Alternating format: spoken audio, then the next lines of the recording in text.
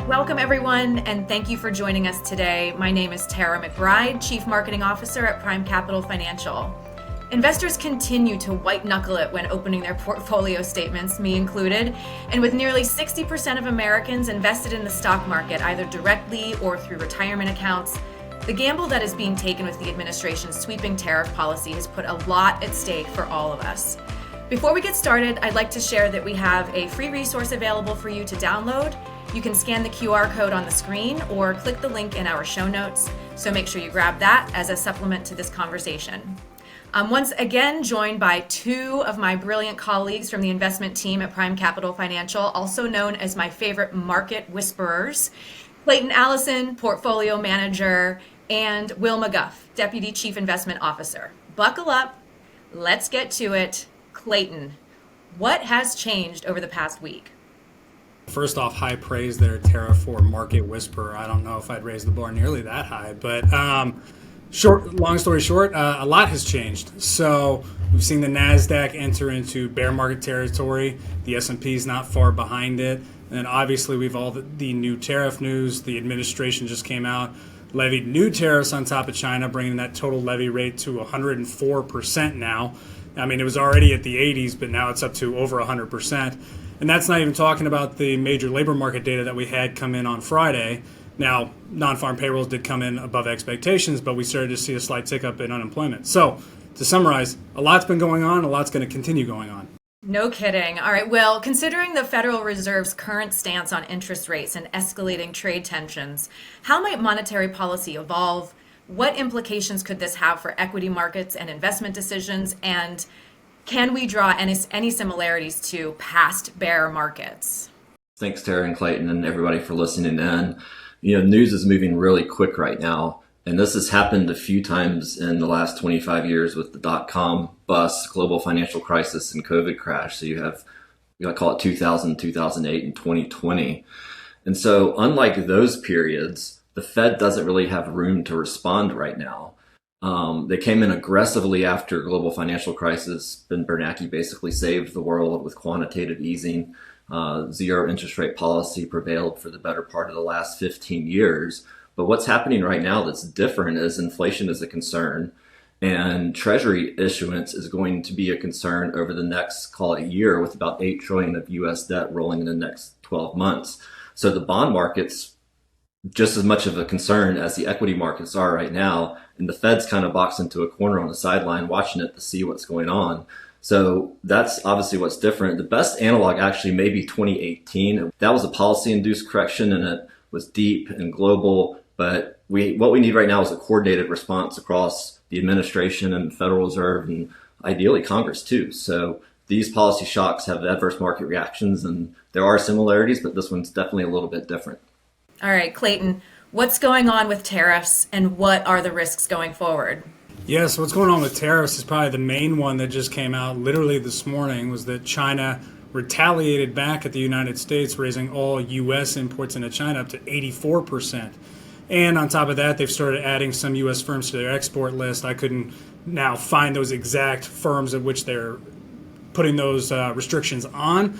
But essentially, China has also come out and vowed that they're going to fight to the very end of this. So essentially, they're gearing up for total economic trade war at this point. Now, the U.S. and China are the two largest economies on the planet, but these tariffs are wide sweeping. They are not just targeted just at China. They have been levied against both, trade disputes and allies across the planet.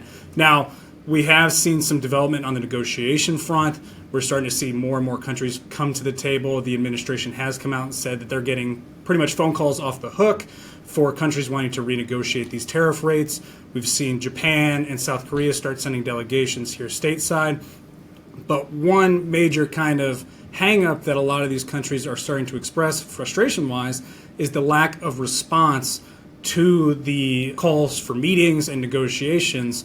And that's further leading to this uncertainty. And to Will's point, you want to see a coordinated effort from the administration, from Congress, from the Fed. So if these countries are coming to the table, they want to be able to have these meetings, find a way to essentially shore up these trade negotiations and kind of get everything back on track. But when you don't have that level of communication that you need, you're going to see this heightened volatility and this heightened uncertainty, and that's what we're seeing in the markets right now.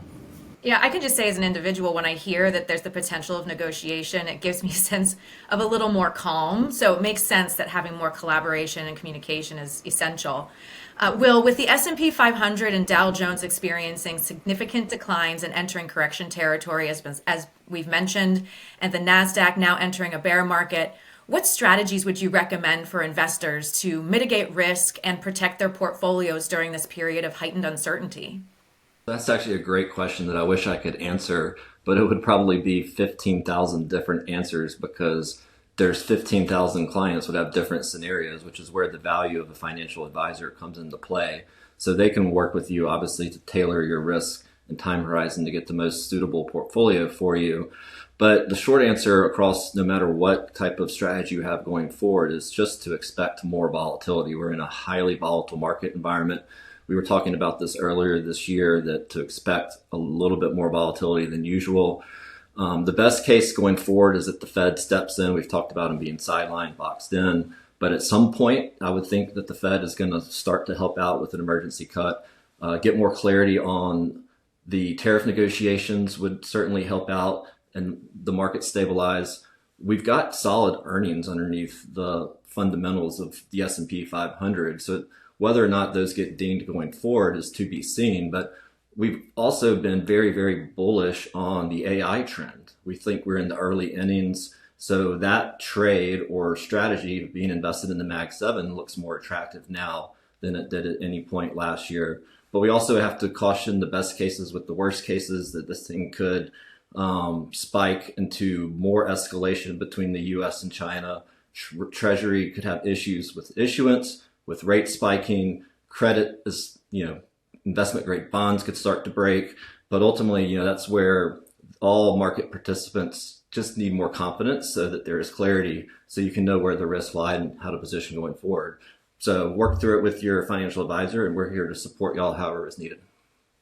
That's great. Talk to a professional. Talk to a professional. It's so important, right?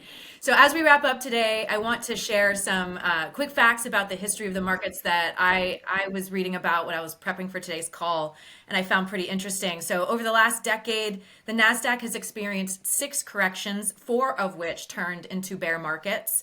The S&P has experienced 22 bear markets since 1928. But on average, they last less than a quarter of the time of bull markets. And typically, history has shown that gains more than make up for the losses. And buying quality stocks and investments during bear markets has actually been one of the key ways to compound wealth over time. So again, going back, talking to your professionals who can help guide you through this time is so important. Scan the QR code to download your free companion resource. Talk to your financial advisor about what this all means for your strategy. And if you don't have an advisor, our team is here and ready to help you navigate what's ahead. Thanks again to Clayton and Will for your insights today, and to all of you for tuning in. To our audience, stay informed, stay invested, and as always, we'll be here to help you navigate the twists and turns of the market. Until next time.